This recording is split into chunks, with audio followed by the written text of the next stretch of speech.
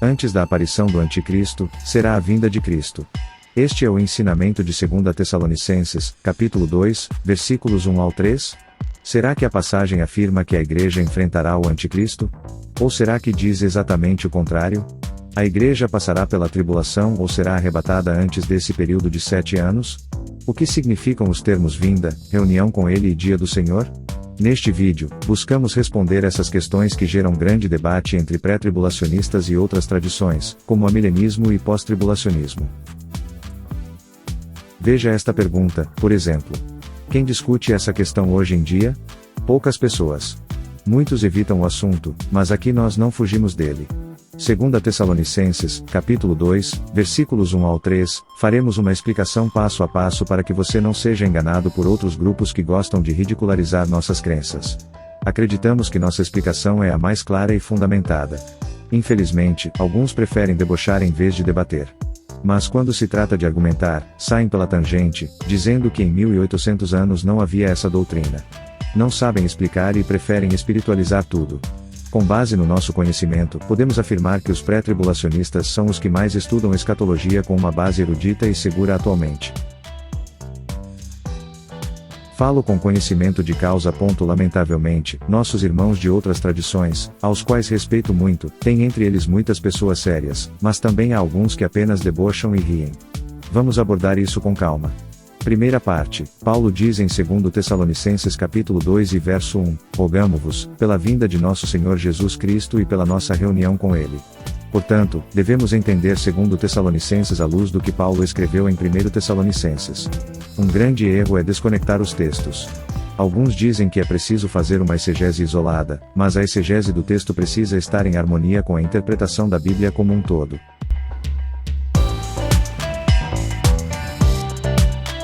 A Bíblia é análoga.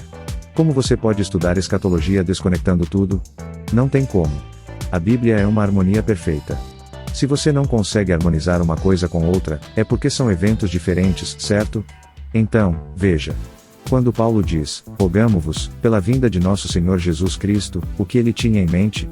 O desencadeamento do plano escatológico, que começa com o que ele já havia mencionado antes, o arrebatamento da igreja, que implicará na nossa reunião com ele, pois iremos ao encontro do Senhor nos ares. Assim, veja como a Bíblia explica a própria Bíblia, rogamo-vos, pela vinda de nosso Senhor Jesus Cristo. A vinda do Senhor aqui é o quê? O início do plano que começa com o arrebatamento. Então, quando ele fala da nossa reunião com ele, está claramente se referindo ao arrebatamento, pois é nesse evento que iremos ao encontro do Senhor nos ares. Agora veja, não vos movais facilmente do vosso entendimento. 2 Tessalonicenses capítulo 2 e verso 2. Porque Paulo já havia falado sobre isso antes e eles já tinham compreendido. Porém, o que acontecia naquela época? Havia pessoas enviando cartas, fingindo ser Paulo, havia falsos profetas e pregadores. Então, Paulo disse, vocês não podem se perturbar com isso, o que eu falei para vocês é seguro e acontecerá. Foi Jesus que me revelou, o que recebi do Senhor eu vos entreguei, como ele disse aos coríntios. Eis que vos digo um mistério, que foi Jesus quem lhe revelou. Portanto, o que Paulo dizia não era algo que ele inventou, mas sim o que Jesus lhe havia dito. Ele enfatiza que eles não deveriam se mover ou se perturbar, nem mesmo por espírito. Ou seja, se alguém surgisse fazendo milagres ou ensinando outra doutrina, Paulo disse aos Gálatas, que fosse anátema. Ainda que um anjo do céu vos anuncie outro evangelho, além do que já vos ensinei, seja anátema. Então, se alguém vier pregar outra doutrina, vocês não devem aceitar. Ou por espírito, ou por palavra, ou por epístola. Por isso, Paulo, nesta segunda carta, diz, estou escrevendo esta parte com meu próprio punho para vocês saberem que sou eu. Há pessoas se passando por mim, mas aqui está minha assinatura. Normalmente, ele tinha um amanuense que escrevia para ele, mas disse, agora, vou escrever esta parte para vocês saberem que sou eu. É Paulo quem está falando. Ele diz então, vocês não devem se mover, pensando que o dia de Cristo está perto. Essa é a chave para entender.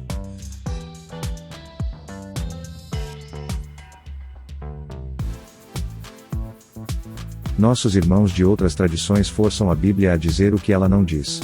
Eles afirmam que esse dia do Senhor ou dia de Cristo é a vinda do Senhor.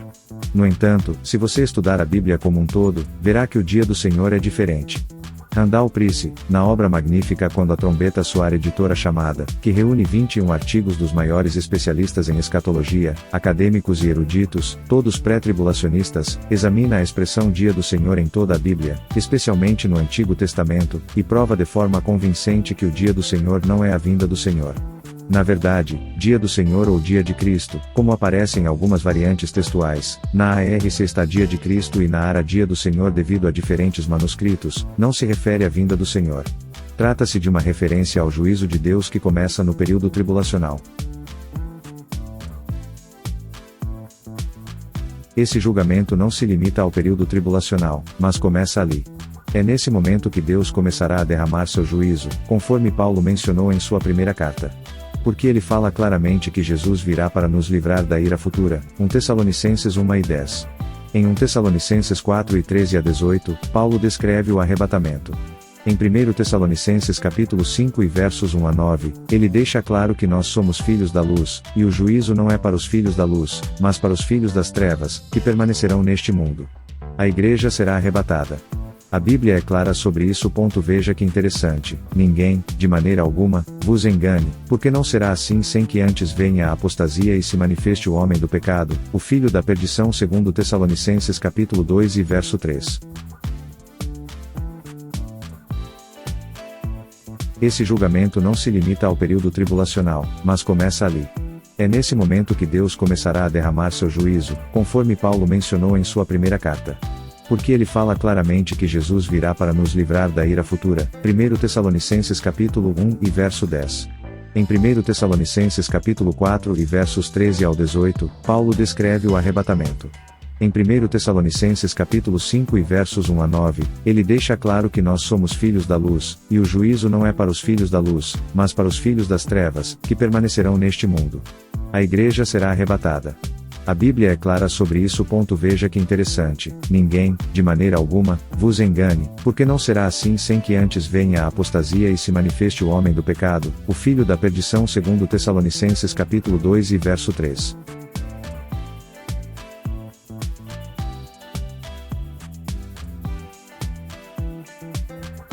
Não será assim o quê? O que Paulo está dizendo é que o dia do Senhor, o dia do juízo de Deus, não se manifestará antes que venha a grande apostasia. Embora já haja apostasia hoje, haverá uma apostasia muito maior no período tribulacional. No limiar entre o arrebatamento da igreja e o início do período tribulacional, ocorrerá essa grande apostasia, essa deserção em massa, que Jesus mencionou no sermão profético. Após essa apostasia, o anticristo ascenderá ao poder. Contudo, quando ele ascender ao poder, a igreja já terá sido arrebatada. O anticristo ascenderá ao poder durante um período de falsa paz. Paulo mencionou o dia do Senhor em 1 Tessalonicenses capítulo 5, quando disserem, a paz e segurança, lhes sobrevirá repentina destruição. Aqui, ele não está falando da vinda do Senhor, mas do dia do Senhor, que é um tempo de juízo. Após o arrebatamento da igreja, que ele já mencionou em 1 Tessalonicenses capítulo 4, Paulo começa a falar sobre o período tribulacional. Ele diz, nós somos filhos da luz, nós não vamos participar disso, nós somos filhos do dia. O juízo é para os filhos das trevas. Quando Paulo fala do dia do Senhor, ele está se referindo ao juízo, quando disserem, a paz e segurança, lhes sobrevirá repentina destruição. Portanto, o dia do Senhor é um período de juízo que ocorrerá após o arrebatamento, afetando aqueles que não são filhos da luz. É o início do período tribulacional. O anticristo ascenderá ao poder com sua diplomacia, negociando com um e com outro, criando uma paz aparente, representada pelo cavalo branco em Apocalipse 6, quando o primeiro selo será aberto. Será uma falsa paz, mas logo em seguida, quando ele se manifestar plenamente, a igreja já terá sido arrebatada, conforme Paulo já havia mencionado. Mas e aquele texto de 2 Tessalonicenses capítulo 1, que fala da manifestação da ira de Deus e destruição de tudo? Meu irmão, repito o que já disse, não desconecte as passagens escatológicas. O estudo escatológico precisa manter uma conexão entre os textos. Se você isolar o texto, pode parecer que Deus resolverá tudo naquele dia de uma vez só, em um período de 24 horas, vindo, arrebatando, destruindo tudo e acabando com o anticristo. Não será assim, haverá um período de tempo. O dia do Senhor é um período de juízo que se desdobrará ao longo do tempo. A última hora é um período. Veja que João mencionou que já estamos na última hora, e agora estamos nos últimos segundos. Os últimos dias estão na culminância dos últimos dias, pois também é um período. É importante entender bem essas expressões e os dias bíblicos, esses períodos. No livro de Ezequiel, por exemplo, Deus apresenta a Ezequiel 390 dias representando 390 anos para a casa de Israel, o reino do norte. Depois, há 40 dias representando 40 anos para o reino do sul, que se referem ao período entre a vinda de Jesus e a destruição do templo, de 30 depois de Cristo a 70 depois de Cristo. A Bíblia explica a própria Bíblia, isso é muito claro. Portanto, não pense que o dia do Senhor é um dia de 24 horas. O dia do Senhor é um período de juízo. Esse dia do Senhor não virá sem que antes haja uma grande apostasia e se manifeste o homem do pecado, o filho da perdição, o anticristo. Contudo, quando ele se manifestar, a Bíblia deixa claro que a igreja já terá sido arrebatada.